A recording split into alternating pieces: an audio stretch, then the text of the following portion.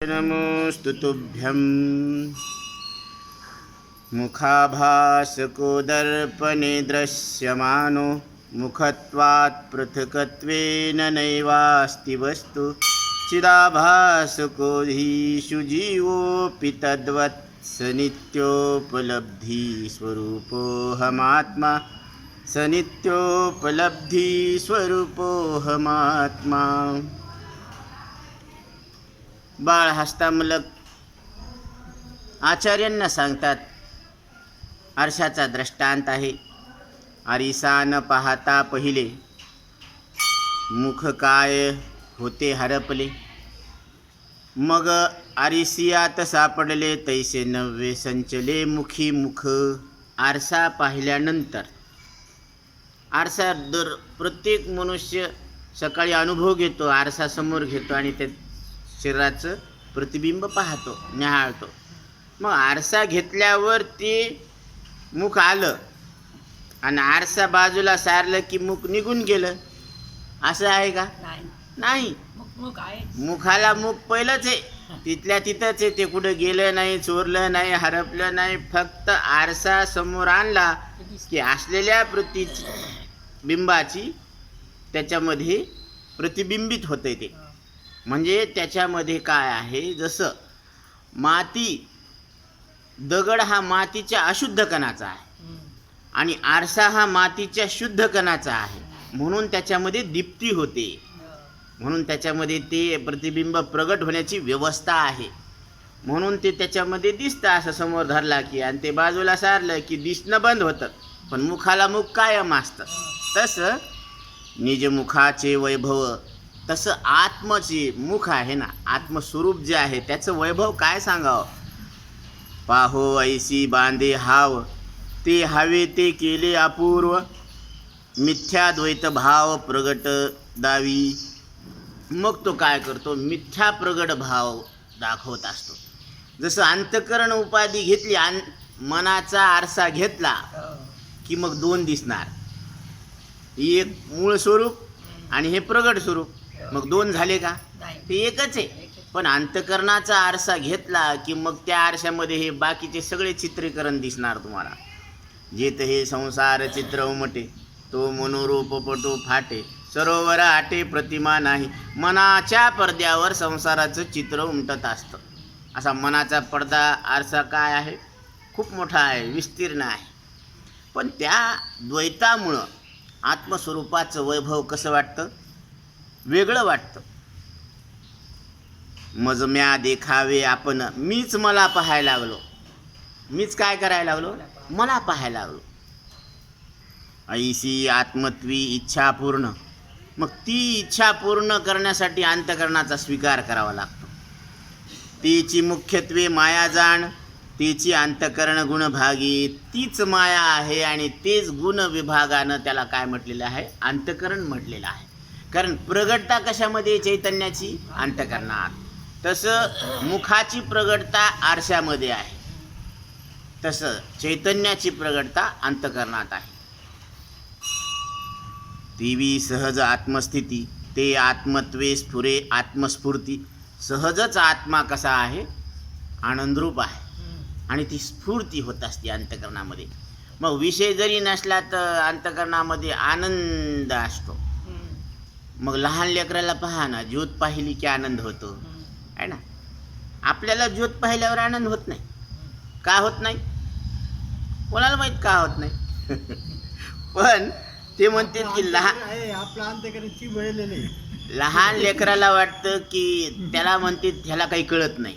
बरं, म्हणजे तुम्ही तुमच्या कळण्याचा असा रेशो लावला की ज्याला कळतं ते, जे लहान आहे त्याला कळत नाही पण आनंदी आहे. मग तुमच्या म्हणण्यानुसार ज्याला कळतं त्याला आनंद जास्त व्हायला पाहिजे ना. मग मोठी माणसं मोठे येतं, त्याचं ज्ञान वाढलेलं आहे, मग आनंद वाढला का? तुमचा आनंदाचा रेशो घसरलेला आहे, नुसतं वय वाढलं. आणि लहान लेकराचा आनंद जशाला तसा आहे, त्याला आनंद आहे, वय वाढलं नाही. मग आनंद वयावर अवलंबून नाही आहे, ज्ञानावर अवलंबून नाही आहे, ती तुमची स्वरूपच आहे ते तुमचं. फक्त तुम्ही त्याला जाणणं हे महत्त्वाचं आहे. आता तुम्ही कधी जाणता याला महत्त्व नाही. जाणलं की आनंद तिथं आहे. म्हणून आत्मस्थिती ते आत्मत्वे स्फुरे आत्मस्फूर्ती ते स्फूर्तीची नवलख्याती जीवशिव प्राप्ती नसतीची दावी. जीव आणि शिव हे नसलेलंच काय करते दाखवत असतं. मग आधी दोन दाखवायचे आणि मग एक दाखवायचं, याला काय अर्थ आहे? आधी भेद दाखवायचा आणि मग अभेद दाखवायचं, हे मायाचं कार्य आहे. मजम्या देखावे आपण ऐशी आत्मत्वी इच्छा पूर्ण तेची मुख्यत्वे माया जाण तेची अंतकरण गुण भोगी. एकाकी नरम रमते या श्रुती. एकाला एकापणामध्ये रमन गेलं.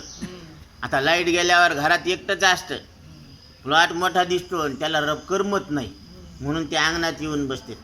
माय करमत ना, कशामुळं करम नाही? आता एकटेच येत ना, कोणाचा त्रास नाही, चिले पिले नाही, सासू नाही, सासरी नाही, एकटीच येत. आता आनंद आहे, तर त्याला करमन. मग अद्वैती द्वैत स्फूर्ती. अद्वैतामध्ये आता दोन व्हावं अशी स्फूर्ती झाली. एको हम बहु श्याम, मी एकच आहे. म्हणून पहिले कोठेच नव्हते काही. तारा चंद्र सूर्य तारा पाही. तारा नाही, अवघे शून्यच होते. अवघे शून्यच होते पाही. तेथे एक ढालगत निर्माण झाली. तिने पाहावं एवढी ख्याती केली, तिने एवढी प्रसिद्ध केली. म्हणून वांजेच्या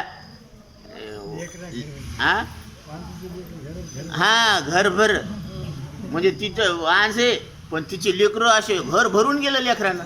वारे वा, अशी कशी वांजे म्हणे. बरं का? तसं ही माया, ही माया तशी आहे. म्हणून ही मायातीची ब्रह्म, ब्रह्मतीची माया. अंग आणि छाया जियापरी. हे छाया आणि अंग जसं आहे ना, अंगाला सोडून सावली नाही, सावलीला सोडून अंग आहे, तसं ब्रह्म हे मायेला सोडून आहे. पण माया ब्रह्माला सोडून नाही, कारण अधिष्ठानावरच ती भासत असते. अधिष्ठान आहे ना त्याला.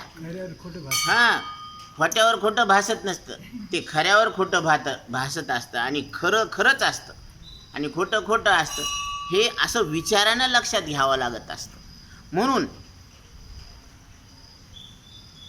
अविद्या सतना असत, तिला सतही म्हणता येत नाही. सत म्हणावं तर विचारापुढं टिकणं, असत म्हणावं तर प्रतीतीला यायला लागलं.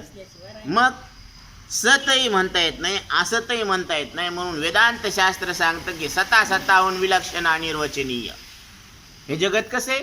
अनिर्वचनीय. ह्याच्याबद्दल काही बोलताच येत नाही. खरं म्हणावं तर विचारापुढं टिकणं, खोटं म्हणावं तर प्रतीतीला यायला लागलं. मग याची संगती कशी लावायची? तर हे सता सताहून विलक्षण. दिसायला आहे, असायला नाही. महाराज सोप्या शब्दात सांगतात. शास्त्रीय भाषा अवघड आहे. दिसायला आहे, असायला नाही म्हणल्यावर मोकळं काम झालं, आहे की नाही? स्वप्न दिसायला आहे, असायला नाही. तसं जग दिसायला आहे, असायला नाही. शरीर दिसायला आहे, असायला नाही. मी असायला आहे, दिसायला नाही, असं. म्हणून शिखी नव्हे सदसंत निज कल्पना उत्पात. अविद्या निश्चित ती नाव. हिला अविद्या असं नाव आलेलं आहे, अज्ञान असं नाव आलेलं आहे. भलता पुसे अविद्या कोण. एक जण विचार लागला, अविद्या कशाला म्हणावं हो? अविद्या मुख्यत्वे अंतकरण. अविद्या कुठं राहती? अंतकरणात. तेथे बिंबले जे चैतन्य, तिथं त्या अंतकरणामध्ये जे चैतन्याचं प्रतिबिंब पडलं, जीवाभिधान इत्यासी, त्याला जीव असं नाव आलेलं आहे. म्हणून कल्पना विद्या ते निझाला जीव. अंतकरण युक्त चैतन्य म्हणजे जीव चैतन्य. त्यानं कल्पनेला सत्य मानलं म्हणून जीवपणा आला. आणि कल्पना सोडली की तू ब्रह्मच आहे. एका जनार्दनी कल्पची मुराला. तोची हरी झाला ब्रह्मरूप. तोच हरी ब्रह्मरूप होतो. पण कधी? कल्पना सोडावं लागती. तसं तैसे जीवा ब्रह्मत्व आहे. संकल्प लोपे किडाळाचा दोष जाये. सोन्यातला हिनकस धातू गेला निघून, की त्याच्यात मग 24 कॅरेटचं प्युअर सोनं उरत असते. तैसे किडाळाचा दोसू जाय मग 15.5 ती तेची होय. तैसे जीवा ब्रह्मत्व आहे. संकल्प लोपे बट्टा काढावा लागतो मग भाव वाढतो. तसं जीवानं बट्टा काढला की त्याला देव पण येत असतं. ते देव आहेच. जीव अवघे देव मायेचा बट्टा काढावा लागतो आणि ते विचारानं काढावा लागतो. असं नाही निघत बरं का. म्हणून कबीरदास सांगतात माया मरी न मन मरी मरमर गए शरीर आशा तृष्णा नाम रे कह गए दास कबीर. म्हणून स्थूल देह तसाच राहतो आणि हे ढाचे बदलत राहतात आकार. 184 आकार येतात आणि जातात. सूक्ष्म देह तेच ते म्हणे कौरक फिरायचंय. तर हे तसंच आहे. जोपर्यंत तुम्ही विवेकानं याला जाणणार नाही लिंगदेहाला तोपर्यंत हे तसंच राहणार फिरत राहणार 184 मध्ये. म्हणून तारा जन्म मरण कागळ फाटे. म्हणून सद्गुरु वचने विश्वास रोखे माटे. सद्गुरूच्या वचनावर तुम्ही विश्वास ठेवा. विश्वासानं ऐका श्रद्धेनं ऐका 100% यश आहे. आपण बसल्यावर इथं अशी संकल्पना असते आपली की मी दिसणारा 3.5 हाताचा देह आहे आणि संपूर्ण ग्रंथ 14 श्लोक पूर्ण झाले ना. आता आपण उठतो ना तर आता जी संकल्पना आहे आपली निश्चय आहे तो कसा आहे माहिती आहे का. अहम ब्रह्मास्मी. मी नित्य उपलब्ध परमात्मा आहे. मला न जन्म आहे न मृत्यू आहे. मला दुःखही नाही आणि कल्पनाही नाही. म्हणून अशा विचारानं निश्चयानं तो उठतो. आता तो काय झालेला आहे ह्याच्यात परिवर्तन झालेलं आहे. इथं मायेचा नाश झालेला आहे अविद्येचा नाश झालेला आहे. हे असं होतं. फक्त श्रद्धापूर्वक श्रवण व्हायला पाहिजे. श्रद्धावान लभते ज्ञानम. ज्याच्या अंतकरणामध्ये श्रद्धा आहे त्याला लवकर कळत असते. हो का गगनीच्या सूर्याशी. आकाशामध्ये सूर्य आहे. थिल्लर पाणी आणि अधोगतीस. ते पाणी त्याला अधोगतीला आणतं का. त्याच्यात प्रतिबिंबित झालेलं आहे ते नाही.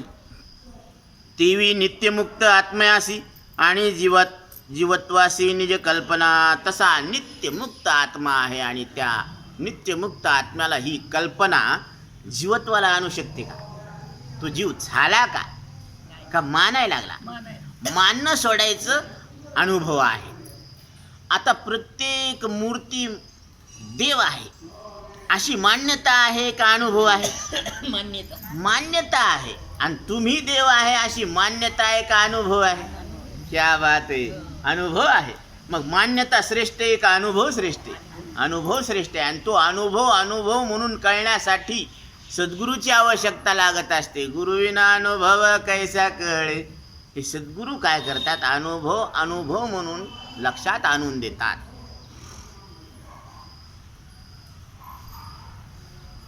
देवी अर्धनारी नटेश्वरी. अर्धनारी नटेश्वर मूर्ती आहे महादेव आणि पार्वती. जो पुरुष तोची नारी. जे महादेव आहे तीच पार्वती माता आहे. जी पार्वती माता आहे तीच महादेव आहे. देवी प्रकृती पुरुष संसारी. एकात्मतेवरी मृषाद्वैत. तसं प्रकृती आणि पुरुष. प्रकृतीच पुरुष आहे आणि पुरुषच प्रकृती आहे. सांख्यशास्त्र दोघांना वेगळं करून दाखवतं. निवाडा करते ती. पण वेदांतशास्त्र प्रकृती अध्यस्थ आहे आणि पुरुष अधिष्ठान आहे. आणि शास्त्राचा सिद्धांत आहे की अध्यस्थ पदार्थ अधिष्ठान रूप परमात्मा आहे. म्हणून दोरीवर भासलेला सर्प हे दोन नाही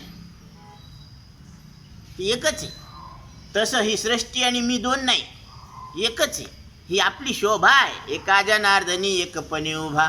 चैतन्याची शोभा शोभत असे. जीव रूपानं जड रूपानं देव रूपानं संत रूपानं कोण नटलं. तुम्हीच नटलेले आहे. ही तुमची शोभा आहे असं वाटायला पाहिजे आणि आनंदानं जीवन जगायला पाहिजे. असं जीवन जगण्याची कला आर्ट ऑफ लिव्हिंग हे सद्गुरू सांगतात आपल्याला. योगिया साधली जीवन कळा.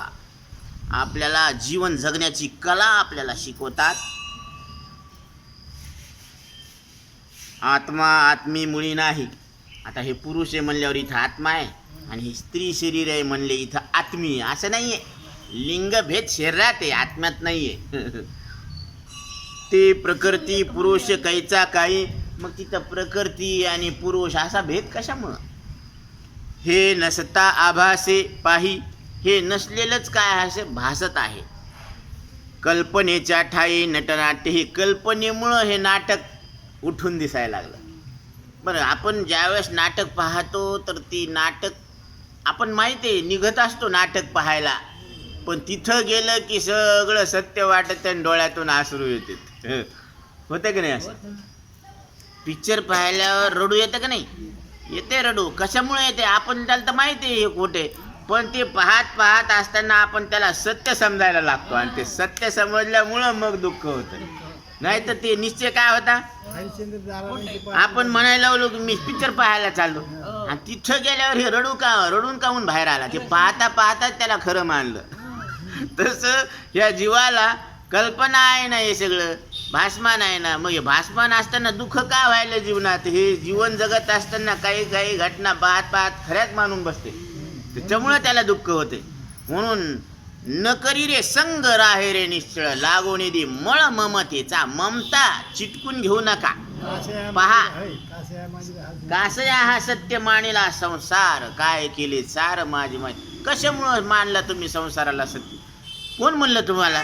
आता किती बालपण निघून गेला, मग सगळे चित्र काढले काय तुम्ही? जे मेन होते तेच काढून ठेवले, ते सत्य मानले, म्हणून दुःख व्हायला लागलं. पुरुष दशा जय लपवी, जसं तुम्ही पुरुषपणा लपवतान ते प्रकृतीचे अंग नाचवी. प्रकृती आपलं अंग नाचवते. मग प्रकृती भागू जे लपवी, ते पुरुषाची पदवी प्रगटे सोय. आणि जसं प्रकृतीचा भाग लपन तसं पुरुषाचा भाग प्रगट होणार आहे. म्हणून ते जो लपोनी जगदा भासू, दावी मग ग्रासू प्रगटला. सांग देवा, जो लपला की जगाचा भास प्रगट व्हायला लागला, आणि जो प्रगट झाला की जग ऑटोमॅटिक काय व्हायला लागलं? ग्रासून घ्यायला लागला. तो गिळंकृत करायला, जगाला गिळून घ्यायला लागला. जसं सूर्याला गिळलं हनुमंतरायानं, तसं मुंगी उडाली आकाशी, तिने गिळले सूर्याशी. वा वा वा, बाप कल्पनेची ख्याती. ही काय कल्पना आहे की हे जगत प्रगट झालं आणि आत्मा गिळून घेतला. ते स्वतःला विसरला ना, आणि स्वतः जागा झाला स्वरूपावर की तो जगाला गिळून घ्यायला लागला. असं जय सोडी जे भ्रांती पडदा, ज्या वेळेस तुम्ही भ्रांतीचा पडदा सोडून देताल ते प्रकृती पुरुषाचा धांदा, तेव्हा मग हे प्रकृती आणि पुरुषाचं ज्या गोंधळ आहे ना, विश्व स्वप्नाचा हा धांदा भोगीत होता प्रबुद्धा अनादीच. अज्ञानाची निदा, अज्ञानाची झोप लागलेली आहे याला. आणि तो विश्व स्वप्नाचा हा जो धांदा आहे ना, धांदल घाई गडबड, हे सगळं चित्र दिसायला लागलं त्याला. हे विश्व असेल तसे नाही, पण भोगीत होता प्रबुद्ध अनादिकालापासून. तो महावाक्याचे निनावे तत्वमाशी, ते ब्रह्म तू आहे असा बोध केला. माथा थापटीला नोहे चेईला जैसा, त्याला असं उठवलं की ते मग खडकन उठला. तसं आपल्या स्वरूपावर तो काय झाला? जागा झाला. म्हणून जाग रे जाग दादा, मोठी गडद अंधारी. जाग करायला लागलेत साधू संत. उठा जागे व्हा रे आता. आता म्हणजे कधी? शिंग आल्यावर, शेपूट आल्यावर, पख आल्यावर, पाला फुटल्यावर, ज्या वेळेस नरदेह प्राप्त आहे त्याच वेळेस तुम्ही कसे आहात? तुम्ही उठा, जाग व्हा, या अज्ञानाच्या झोपीतून जाग व्हा. सहजे ये ऐक्य पदा, द्वैताची बाधा समूळ मिथ्या. मग द्वैताची बाधा कशी आहे? समूळ मिथ्या आहे. आपण देव का वाटत नाही? कारण या 3.5 हाताच्या देहाला मी समजलेलं. याच्यामुळंच काय होतंय, जग आपल्याहून वेगळं वाटतं आणि सत्य वाटतं. देव आपल्यापासून वेगळा वाटतो आणि सत्य वाटतं. मी वाटत नाही देव, बरं का. आणि मी मरणार आहे असं कशामुळं वाटतं? या देहाला मी समजल्यामुळं. याला मी समजलं, माझं समजलं, खरं समजलं. आता हे मी आहे का माझं आहे का खरं आहे? मी नाही, माझं नाही, खरं नाही. मी का नाही? कारण याला हे कळत नाही, मला कळतं. हे इंद्रियाद्वारे जाणण्याचा विषय, मी इंद्रियाद्वारे जाणणार आहे. फरक ध्यानात घ्या ना. माझं का नाही? कारण याच्यावर माझी सत्ता चलत नाही. वाटलं का बालपण जावं, नाही. वाटलं का म्हातारपण यावं, रोग आवडतो का, मृत्यू आवडतो का? आवडत नसताना यायला लागलं म्हणजे याच्यावर आपली सत्ता नाही. हे माझं नाही. हे खरं का नाही? कारण हे आताच दिसायला आणि स्वप्नात नाही, आणि स्वप्नातलं झोपेत नाही. हे तिन्ही अवस्थेत तिन्ही कालात सारखं राहत नाही, म्हणून हे खरं नाही. बरोबर लागला ह्याचा निकालात. हा, आरसा प्रतिमुख पाहिले. आरशामध्ये आपण ह्याच शरीराचं प्रतिमुख पाहिलं, प्रतिबिंब. हे मज मुख दुसरे झाले. आता मला 2 तोंड आले, एक तोंड आणि एक तोंड, असं म्हणता येतं का? नाही. पाहत्या नाही ऐसे गमले, दुजे निशी एकले निजमुखी मुख. पाहणाऱ्याला असं नाही वाटलं की आता मला दुसरं बी तोंड आलं म्हणून. तसं नाही. त्याने तिकडं पाहिलं आणि इकडं गण लावला आणि पोतीला आला. हो. का ते बी तोंड घेऊन आला? नाही नाही. नाही ना. मुख आरसा नाही रिघाले. मुख आरशात गेलंच नाही ते परत. हे मुख त्याच्यात गेलं नाही. गेलं नाही. आरशेने दुजे नाही केले, आरशानं दुसरं नवीन आणलं नाही. नाही. तेच दाखव. ध्यानात घ्या बरं का या युक्त्या. मुख मुखत्वे असे एकले. मुखाला मुख एकटंच आहे का नाही? येणेही बोले द्वैत मिथ्या. असं बोलणं सुद्धा हे द्वैत काय? मिथ्याच आहे. म्हणून आरसा द्वैत पाहता दृष्टी. द्वैत जर पाहिलं आपण तर आरसा वेगळा आहे, त्याच्यात प्रतिबिंब वेगळं आहे आणि हे बिंब वेगळं आहे. असं द्वैत दिसलं का नाही आपल्याला? नाही. दिसलं ना असं द्वैत? न मोडे अद्वैताची गोठी. आता अद्वैताची जी गोष्ट आहे ती मोडली नाही याच्यामध्ये. कारण ह्याच्यामध्ये काही बदल झाला का? नाही झाला. फक्त त्याच्यात प्रतीती आली, मधात आरसा आला. मग आरसा, प्रतिबिंब आणि बिंब ह्या 3 गोष्टी झाल्यात. पण तिथं 3 कुठे येतात? नाही. व्यावहारिक आरसायन पाहणारे तुम्ही आहेत, हे द्वैत आहेत. मग त्या मुखाचं अद्वैत कुठं मोडलं? मुखाला मुख जशाला तसंच आहे.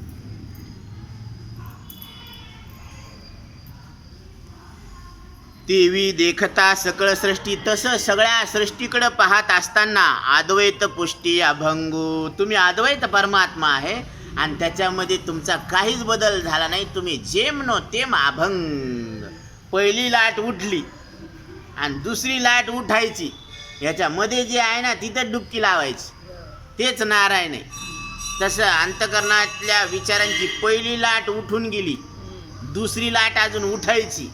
ते मधली जी स्थिती आहे ना तिथं डुबकी मारायची. तेच आत्मस्वरूप आहे. निर्विकल्प स्थिती, विचाररहित स्थिती, ती ब्रह्मस्थिती आहे. आणि ते तुमचं आमचं सगळ्यांचं एक स्वरूप आहे, ती अभंग आहे. अद्वैत आत्मा अवघा एक. अद्वैत आत्मा कसा आहे? सगळा एक आहे. अवघा रंग एक झाला, अवघा रंग एक झाला, रंगी रंगला श्रीरंग. कोण्या रंगामध्ये रंगलो? श्रीरंगाच्या रंगामध्ये रंगलेलो आहोत आपण. पाणी कशामध्ये रंगलं तर कसं होतंय?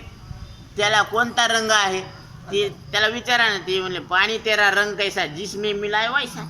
ज्याच्यात जे घातलं ते तसंच होते. ते तसं हे सगळं विश्व काय आहे? आत्मरंगी रंगले मन, रामरंगी रंगले. हे रामाच्या रंगात रंगलेले. म्हणून सगळीकडं काय आहे? रामच आहे. सर्वा घटी राम, देहा देही एक, सूर्यप्रकाशक सहस्त्र रश्मी. तसं सगळीकडं अद्वैत आहे. अवघा अद्वैत आत्मा अवघा एक. तरी का दिसे सुख दुःख. तरी मग सुख दुःख का? ही कल्पना आपण शंका मांडली होती ना, की सगळे एक परमात्मा आहे म्हणल्यावर इथं सुख इथं दुःख, इथं दुःख इथं सुख, असं काहून नये? असं ते केवळ कल्पनात्मक, तोही एक विनियोगू. ते केवळ कल्पनेमुळं सुख दुःख व्हायला लागले. तर म्हणून भगवद्गीतेमध्ये सांगितलं अगमापायनो अनित्य असतांसी तिक्षस्व भारत अर्जुना, हे सुख आणि दुःख येणारे आणि जाणारे. सुख नष्ट झालं संसारामध्ये विषयामुळं, तरी सुख नष्ट झालं तरी आपण शिल्लक आहे दुःख जाणायला, हे का कमी सुख आहे का? आणि दुःख नष्ट होऊन आपण सुख जाणायला शिल्लक आहे, हे बी कमी सुख आहे का? सुख दुःख अंतकरणाचे धर्म आहेत, ते येतात आणि जातात, आणि आपण त्याला न येता जाता त्याला जाणतो, प्रकाशन करतो, म्हणजे आपण सुख दुःखाचे साक्षी आहोत. ही गोष्ट ध्यानात घ्या. आरिसा दिसे वर्तुळ वदन. आता आरसे नाही का वेगवेगळ्या प्रकारचे, आंतरवक्र बहिर्वक्र असे आरसे असतात बरं का, त्याच्यात नमुने असतात. ते हसते चेहरे म्हणून जत्रेमध्ये एक यायचं, 2 रुपयाचं तिकीट द्यायचं आणि जायचं त्याच्यामध्ये. किती माणूस सिरियस असू द्या, ते हसूनच बाहेर निघते. हो ना. आता त्याच्यामध्ये काय होतं, हे तोंडा नाही का एकदम लिंबुळकं दाखवते, असं लांब दाखवते, कोणतं नाही का असं दाखवते असं लांब, कोणी असं बसकं दाखवते, कोणाचं नाकच मोठं दाखवते, असे वेगवेगळे आरसे असते तिथं. तर ते याच शरीराचं प्रतिबिंब असं पाहून ते पाहणारा हसत आहे ते. असं होते बरं का. हां, ते आम्ही लय पाहायचो ते लहानपणी, 2 रुपये तिकीट. तर ते वर्तुळ दिसायले चंद्र आपलं हे मुख, शास्त्री भाषे सलंबपण. मग आणि शस्त्र असं जर शस्त्राने हे केलं तर मग ते कसं असं लंबुळकं दिसायला लागलं. तेची जळी कंपायमान, आणि तेच पाण्यामध्ये असं नाही का हलणारं दिसायला लागलं. माणूस उभा टाकला पण तिथं असं हलणारं दिसायला लागलं. ते म्हणे असं कसं हलायलं हे, पण ते पाण्यामध्ये प्रतिबिंब पडलं म्हणून हलायला लागलं. हे त्रिविध लक्षण मुखी नाही, ती म्हणजे प्रतिबिंब गोल नाही, हलणारं नाही बरं का, आणि लांबट बी नाही आहे. तर ते कसं आहे, मुखाला मुख कायम. तेवी आत्मा आत्मत्वे केवळ सुखदुःख सबळ गुण वृत्ती भेदे. गुण आणि वृत्ती भेदामुळं अंतकरणामध्ये सुखदुःख अनुभवाला येतात. त्या सुखदुःखाला आत्मा म्हणजे आपण जाणतो, आपला आणि सुखदुःखाचा काही संबंध नाही. म्हणून काही लोक सुखी दुःखी दिसायलेत, ते अंतकरण वृत्ती भेदामुळे दिसायलेत, ते आत्मस्वरूपामध्ये नाही आहे. मुखी मुख आहे निश्चळ, मुख मुखाला निश्चळ रूपानं जशाला तसंच आहे. पदार्थ भेदी त्रिविग कल्लोळ. पदार्थ भेदामुळं 3 लाटा उथललेल्या आहेत. तेवी आत्मा आत्मत्वे केवळ सुखदुःख गुण वृत्ती भेदे. यालागी आत्म्याच्या ठाई, म्हणून आत्म्याच्या ठिकाणी सुखदुःखाचा लेश नाही, सुखदुःखाचा लेश नाही, असे ठाव हा निराळा. हा सुखदुःखा वेगळा, असे ठाव हा निराळा. हे कल्पनेच्या चिठाई आभासे नाही, जीवत्वे जीवा आहे, जीवाच्या ठिकाणी नाही आहे, म्हणून संसार धर्म बुद्धीचे आहेत, आत्म्याचे नाही. विचारसागरामध्ये हा विषय आला. तसं हे कल्पनेमुळं आभासायला लागलं, आत्म्याच्या स्वरूपाच्या ठिकाणी सुखदुःख नाही. आता रवी किरणांचा दृष्टांत देतात. घृत क्षीर गंगाजळ, म्हणजे तूप आहे, दूध आहे आणि गंगाजळ आहे. मूत्र मध्य थिल्लर समळ, मूत्र आहे, दारू आहे, आणि ती थिल्लर म्हणजे डबक्याचं पाणी, समळ मळालेलं पाणी गडूळ, तेथे प्रतिबिंबे रविमंडळ, आणि त्याच्यामध्ये सूर्यबिंबाचं काय होतं, प्रतिबिंब पडलं. सकळी सकळ आभासी, सगळ्यामध्ये सगळ्या रूपानं ते भास व्हायला लागला. रवी किरण पदार्थ प्रकाशी. आता रवी किरणांना ते काय करतात, पदार्थाला प्रकाशन करतो. सूर्याचा प्रकाश काय करतो, बाकीच्या वस्तूला प्रकाशित करतो, दाखवतो.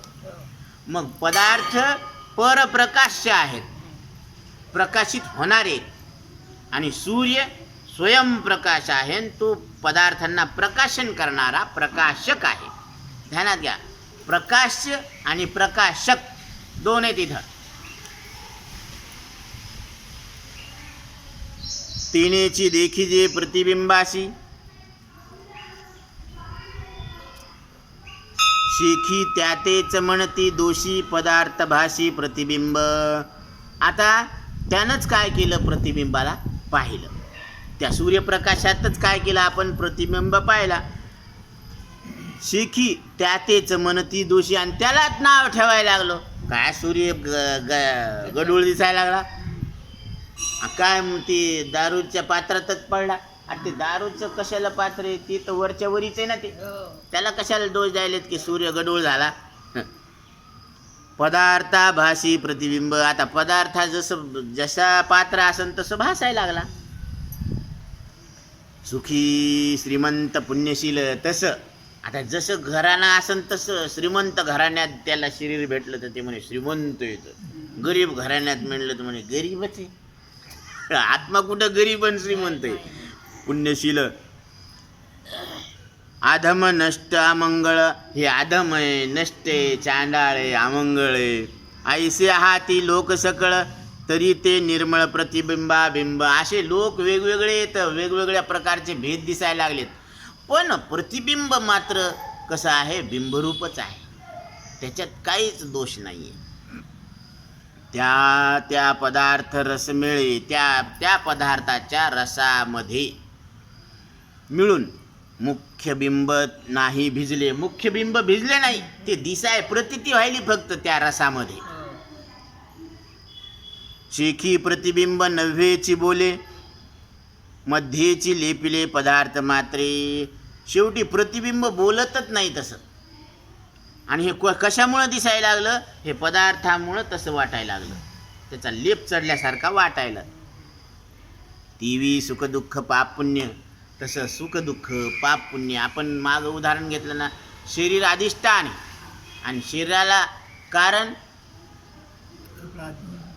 आत्मस्वरूपाचं अज्ञान आहे का नाही. पण त्याच्या ठिकाणी काय आहे, सुखदुःख आहे. सुखदुःख कशामुळं, पाप पुण्यामुळं. पाप पुण्य कशामुळं, धर्म अधर्मामुळं. धर्म अधर्म कशामुळं, धर्म अधर्म म्हणजेच पाप पुण्य. ते कशामुळं, रागद्वेषामुळं. रागद्वेष कशामुळं, अनुकूल प्रतिकूल ज्ञान. अनुकूल वाटला की तिथं काय आलं, घ्यावं वाटायला लागलं आहे ना. आणि प्रतिकूल वाटलं की नको वाटायला. प्रतिकूल अनुकूल प्रतिकूल. आणि अनुकूल प्रतिकूल कशामुळं, भेद ज्ञानामुळं. आणि भेद ज्ञान कशामुळं, आत्मस्वरूपाच्या अज्ञानामुळं. आणि आत्मस्वरूपाचं विशेष रूपाचं अज्ञान आहे. म्हणून इथं काय सांगतात, त्या त्या पदार्थ रस मिळे, मुख्य बिंब नाही भिजले. मुख्य बिंब भिजलंच नाही, आत्मस्वरूपाच्या विशेष रूपाच्या अज्ञानामुळं हे जग भासायलं. नाही तर जग झालंच नाही. जग झालं का, नाही झालं ना. तसं शेखी प्रतिबिंब नव्हेची बोले, मध्येची लेपिले पदार्थ मात्रे. तेवी सुखदुःख पाप पुण्य, जीवाशी न लगे जाणं. जीवाला लागत नाही हे पाप पुण्य. ते स्वयंभोगी अंतकरण, आपुले आपण परिकल्पित. हे कल्पनेमुळं अंतकरणच काय करतं, सुखदुःख भोगतं. जीवाला सुखदुःख लागत नाही. जीव म्हणजे त्या अंतकरणात तो प्रगट आहे ना, आणि त्यानं कल्पनेला सत्य मानलं की मग म्हणतात मीच सुखी आहे, मीच दुखी आहे. त्याला उदाहरण आहे, जो चिंबक कसं लोकांना खेळते असं खेचत आहे. तसं ते आता दिसलं, लेकरू पडलेलं दिसलं तुम्हाला, ती बी पडलं आणि आपलं बी पडलं. पण ते पडल्यावर इतकं दुःख नाही झालं, आणि हे पडल्यावर इतकं दुःख कसं काय मग कळणी घाली. त्याला आपलं मानलं ना, ते आपलं मानल्यामुळं त्याला सुख दुःख होते. तर ही मान्यता आहे आपली, आणि त्या मान्यतेमुळं त्याला दुःख व्हायला. नाही तर ते पडलं आणि हे पडलं, पडण्यात दोघाचा फरक आहे. ते बी पोरगं हे बी पोरगं. पण ते ममत्व, अहम ममतेची आलवड सवडी, माती न पवतीची बापुडी, जन्म मरणाची दुथडी दहुळती ठेली. चंद्र आकाशात चंद्र पौर्णिमेची वेळेस समुद्राला भरती कशामुळे येते. हा, समुद्राला भरती येत असती पौर्णिमेला, कारण ते पूर्ण चंद्र पाहिला की मग समुद्र खवळतंय. हे कसं काय होतं मग, हे असं आहे ते. तसं आत्मत्वाची आणि जलाभा, आत्मा मी आहे आणि त्याचा लाभ काय आहे. देखो न शके पुण्य शोभा, त्याला पुण्यही नाही बरं का. देवो न शके पुण्य शोभा, पुण्य त्याला शोभा आणू शकत नाही. महापापाचा कदंबा, पळे उभा हरिनामे, हरिनामानं ह्या पापाच्या राशी काय होतात, जळून खाक होतात. म्हणून हरि उच्चारणी अनंत पाप राशी जातील लयासी क्षण मात्रे. म्हणून अर्जुनाला सांगतात भगवान की तू ये इकडं, कल्मशाचा आगरू, व्यामोहाचा डोंगरू, पापाचा सागरू होऊन अशसी. दे म्हणे महाराज मी लय पापी, अरे ये इकडे, ये तू पापी आहे ना, इकडे तू दुःख आहे ना, तुला लय दुःखाचा डोंगर आहे, इकडे ये तू लय दोषी आहे म्हणे, सगळ्यात दोषी मीच आहे, हरकत नाही ये ना. तरी ज्ञानशक्तीचे निपाडे, हे ज्ञानाचं सामर्थ्य असं आहे की नाही.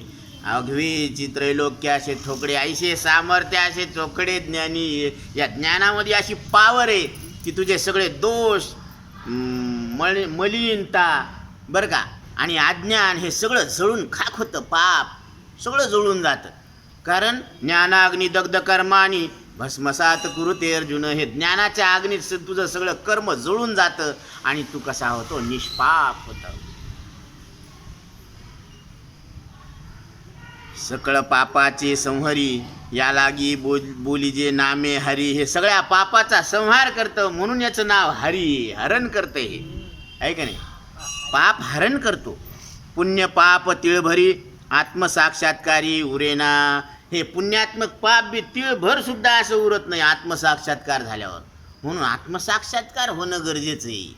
आणि आत्मसाक्षात्कार म्हणजे आत्ता इथं तुम्ही अमृत स्वरूप परमात्मा आहे असं लक्षात येणं, हेच आत्मसाक्षात्कार आहे. या नावे अद्वैत खरे ब्रह्मज्ञान, अनुभवा वाचून बडबडती. अनुभवा वाचून जी बोलायला लागली ती काय निसती बडबड आहे. म्हणून हे ऐकायला पोथी, वळायला वाटीन, कळायला माती. किती भागवत ऐकले, किती कीर्तन ऐकले, पण परिणामच होईन, पालत्या घड्यावर पाणी. हा, म्हणून शब्द घोकून या करावे ते काय अर्थाकार्य राहे होऊन या. किंवा काय मंडुकी वटवट तैसे ते गा जे बेडको डरावडूक करते. आता पाणी वळलं ना, वळलं ना पाणी तर सगळ्या बेंडक्या येतात आणि ते काय करते ते बघा ना, ते इथून नाही का असे येते ते फुगे, डरावडूक असं करते. तसे सगळे शास्त्र ऐकू डरावडूक करायला लागले, पण त्याला मिळ नाही. कारण कल्पनाच सुटली नाही ना. हे कल्पनेचं बंधन तुटलं पाहिजे. आत्मसाक्षात्कार झाल्यावर असं होत असतं, तिळभर सुद्धा काय उरत नाही, हे पाप उरत नाही, पुण्य उरत नाही. म्हणून पापात्मके पापे नरका जाईजी. जे पापात्मक पाप आहे ना त्यांना नरक मिळत असतो. पुण्यात्मके पापे स्वर्गा जाईजे. ते पापच आहे पण पुण्यात्मक पाप आहे, म्हणून ती सुद्धा खालीच आणणार आहे अधोगतीला. म्हणून माऊलीने इशारा दिलेला आहे, स्वजय सर्व पुण्याची पावटी सरे, सवेची इंद्रपणाची उटी उतरे, येऊ लागती माघारे मृत्यूला. काय इदर्श गए घोडेपेन उदर्श आहे का धेपे. म्हणजे मान झाला का अपमान झाला, अपमान झाला. अरे न मरणाऱ्या जीवाला मरणारा स्वर्ग मिळाला म्हणजे अपमान झाला ना. ते न मरणाऱ्या जीवाला काय मिळावं, न मरणारच मिळावं. म्हणून गुरुजी महाराज सांगतात, गुरुवरे बापूराव महाराज परतूरकर चिंतनात सांगत असते की एकाची बायको मिली आणि गुरुजी जाऊ लागले. वेदांत केशरी रंगनाथ महाराज परभणीकर त्यांना गुरुजी म्हणतात ना, ते जाऊ लागले. ते म्हणे काय झालं रे रडायला. ते म्हणे महाराज मग बायको मिली. मग बायको मिली तर तूही होती का. ज्याची होती त्याने नेली, तू भजन कर. म्हणजे साधू संत आपल्याला रडू देत नाही, आपलं रडत बंद करून टाकते. ते भजन भजनाला लागलं. तू ज्याची होती ते काळाची होती, काळानं नेली. म्हणजे देह हे काळाचे, धन कुबेराचे, तेथे मनुष्याचे काय आहे. देह कोणाचा आहे, काळाचा. बायको कोणाची, मग काळाची. मग कुणी नेली, काळा नेली. तू तुपलं भजन कर. आणि भजन केल्यावर काय झालं, ज्या काळानं बायकोला नेली का, ऐकून घ्या, ज्या काळानं बायको नेली त्याच काळाच्या डोक्यावर यानं पाय दिला. जगा काळ खाय आम्ही माथा दिला पाय. म्हणजे जगाला काळ खायला लागला पण त्या काळाच्याही डोक्यावर आम्ही पाय देणारे असे समर्थ आहोत. म्हणून तुका म्हणे काळे केले काळे तोंड, प्रकाश अभंड देखून या. म्हणून हा स्वयंप्रकाश आत्मा आहे आणि त्या आत्म्याला पाहिल्यावर काळानं त्याचं तोंडच काळं करून घेतलं. म्हणजे अकाल आहोत आपण. कसे आहोत? हां, तुला नाही काळ असं लक्षात घे बाळ. अरे याचा काळ याला कळत नाही आणि तुला कळतं तर तुला काळत नाही. हो. असा तुम्ही काय आहेत? अकाल. रात्री नाही सूर्याशी, सूर्याजवळ रात्र नाही. मा काय दिवस उगवे त्याशी, मग त्याला दिवस उगवला का? रात्र. दिवस कोणाला उगवला? तुम्हाला आम्हाला उगवला. आणि रात्र कोणाला झाली? तुम्हाला आम्हाला झाली. तिकडं पाहू नका सूर्याकडं. पृथ्वीवर सूर्यामुळं दिवस रात्र होते. सूर्यामध्ये दिवस नाही आणि रात्र नाही. आपण नेहमी चिंतन घेत असतो की आता हे काय आहे? धातू. आणि ह्याच्यामध्ये चित आहे आणि इकडं पट आहे. आता पट म्हणजे चित नाही, चित म्हणजे पट नाही. चितपटाचा धातूमध्ये पत्ता नाही आणि धातूशिवाय दोन्ही नाही. तसं सूर्याशिवाय पृथ्वीवर दिवस रात्र नाही, हो. पण सूर्यात दिवस रात्र नाही. दिवस म्हणजे रात्र नाही, रात्र म्हणजे दिवस नाही. आलं का लक्षात? पण सूर्याशिवाय दिवस रात्र पृथ्वीवर आणि सूर्यात दिवस रात्रीचा पत्ता नाही. तसं हे तेवी पाप पुण्य आत्म्याशी रिगमू त्याशी असे ना. तसं आत्म्याशिवाय पाप नाही, आत्म्याशिवाय पुण्य नाही, पण आत्म्यात पाप पुण्य नाही. आलं का लक्षात? असं येते. आत्मा केवळ सच्चिदानंद स्वरूप परमात्मा आहे. आता बाळ हस्तामलक सांगतात, सुख दुःखातीत शुद्ध, जिथं सुखही नाही दुःखही नाही असं शुद्ध परमात्मा. नाही पाप पुण्य संबंध, पुण्याचा आणि पापाचा तिथं काही संबंध नाही. तुम्ही केवळ निजबोध, तुम्ही केवळ निज म्हणजे आत्मबोधान युक्त सच्चिदानंद स्वरूप आहे. सत आहे, चित आहे आणि आनंद स्वरूप मी आहे. सत्य कशामुळं? माझ्यात बदल होत नाही. चित कशामुळं? मी जाणतो. जोपर्यंत अंतकरणाची उपाधी आहे तोपर्यंत जाणण्याचा व्यवहार होईना. अंतकरण उपाधी तुटली की जाणण्याचा व्यवहार होणार नाही, पण माझं अस्तित्व कायम आहे. आणि आनंद स्वरूप आहे म्हणजे झोपेत कुठलाच विषय नसताना प्रत्येकाला आनंदाचा अनुभव आहे का नाही? मी सुखानं झोपलो होतो, काही जाणत नव्हतं असं तुम्ही तुमचा अनुभव सांगता का नाही? हे आम्ही शिकवलं म्हणून का तुम्ही तुमचंच जाणता असं? हे याला शिकायची काय गरज आहे? तुम्ही झोपेतून उठतात आणि काय म्हणतात? मी सुखानं झोपलो होतो, काही जाणत नव्हतं म्हणतात का नाही? असं खरंच बोलायला तुम्ही? तुमच्या आवडत्या वस्तूची शपथ घेऊन सांगा बरं. खरं आहे ना की तुम्ही काय म्हणतात? मी सुखानं झोपलो होतो, काही जाणत नव्हतं. म्हणजे सुख आणि तुम्ही दोन नाही, हे आनंद तुमचं स्वरूप आहे. म्हणजे सच्चित आणि आनंद. सन्निधी उपलब्धी मी आत्मा, मी असा उपलब्ध नित्य उपलब्ध परमात्मा मी आहे. मी कुठं आहे आणि कुठं नाही असं आहे का? नाही. मी सगळीकडं आहे आणि उपलब्ध आहे. कधी बी मी आहेच. हां, आता तुम्ही म्हणते की जेव्हा मी पोतीला आहे तेव्हा घरी नाही, बरोबर आहे ना? तुम्ही याला या मड्याला इथं घेऊन आले 70 किलोच्या, तर इथंच राहणार तुम्ही. आणि इथून घरी गेल्यावर मग तुम्ही घरी राहणार, मग इथं नसणार, बरोबर आहे की नाही? मग कुठं तुम्ही कधी बी आहे. सकाळी आहे, दिवसा आहे, रात्री आहे, गावाला आहे, मंदिरात आहे, सगळीकडं आहे. आहे आहे आहे. म्हणून अद्वैत मकरंदामध्ये काय सांगतात? अहम अस्मी सदा भामी कदाचिन्नाहम अप्रियः. मी आहे, मी नेहमी आहे आणि मी मला नेहमी प्रिय आहे. असा कोणता क्षण सांगा तुमच्या जीवनातला की तुम्हाला नको वाटायला लागले? आता असा एकही क्षण नाही. अहम अस्मी, मी आहे, सदा भामी, मी मला नेहमी प्रिय आहे. आता मला बायको प्रिय आहे, ती कशामुळं? माझ्यामुळं. आणि मी तिला प्रिय आहे कशामुळं? माझ्यामुळं नाही, तिच्यामुळं. म्हणून उद्धारक मुनी सांगतात मैत्रीला, हे मैत्री, मी जे तुला आवडतो ते तुझ्यामुळं आवडतो, माझ्यामुळं. मला जी तू आवडती ती तुझ्यामुळं नाही, माझ्यामुळं. म्हणून परमप्रीतीचा विषय ज्याला तोच आहे, मी आहे. म्हणून विज्ञातार मरे केन विजानिया, जो सगळ्याला जाणायला त्याला कोण जाणीन? जे सगळ्याला गोड करायला त्याला कोण गोड करण, ते स्वतःच गोड आहे, अंगानच गोड येतो. तसं जो सगळ्याला जाणायला त्याला कोण जाणार? तुम्ही सगळ्याला जाणायलेत ना इंद्रियाद्वारे, विषयाला जाणायलेत इंद्रिया वाचून, आठवणीला जाणायलेत, आणि तुम्हाला इंद्रिया वाचून सूक्ष्म जाणायलेत. मग तुम्ही अजून म्हणतात की मला काय कळतं? तुला इंद्रियाद्वारे विषय कळायले, तुला इंद्रिया वाचून आठवण कळायली, तुला इंद्रिया वाचून तू कळायला, आणि तू तरी म्हणतो की मला काय कळतं? आता तुलाच कळतं ना. तू का म्हणे तूच खरा, तुमचंच खरं आहे, आणि त्याला वाटतं आमचं काय खरं आहे. तू बरं आहे सांगायला लागले. तू का म्हणे तुझ खरा, येर वावगा पसारा, बाकी सगळा पसारा आहे असं ध्यानात घे. हो,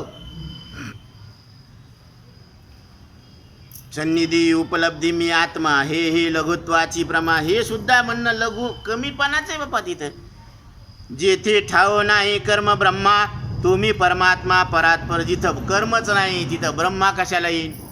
हे सृष्टीकर्ता ब्रह्मा कशाला येईन तिथं? आता कर्म जळून गेलं ना, म्हणून तो मी परमात्मा परात्पर आहे, परावाणीच्या पलीकडचा परमात्मा आहे. कारण वेद सुद्धा इथं वेद जाणो गेला पुढे मौनावला, ते गुये तुझला प्राप्त कैची. इथे ओसरे ध्येय ध्यान, इथं ध्येय आणि ध्यान सुद्धा काय हो ओसरून जात आहे. ध्येय कोणाचं ध्यान करावं? ते मीच आहे ना.